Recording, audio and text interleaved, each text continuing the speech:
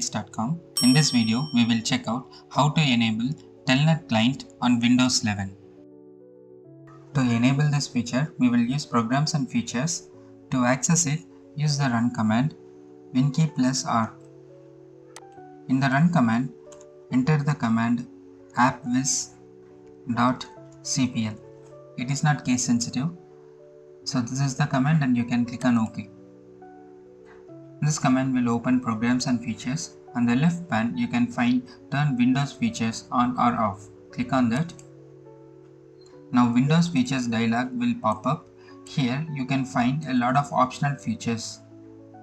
From the list of services, locate Telnet Client. Click on the checkbox next to it and then click OK. Now the system will search for the required files and apply all the necessary changes. The process will take some time and hence kindly be patient.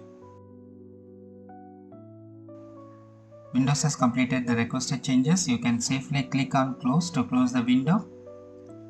Telnet Client is now enabled on your Windows 11.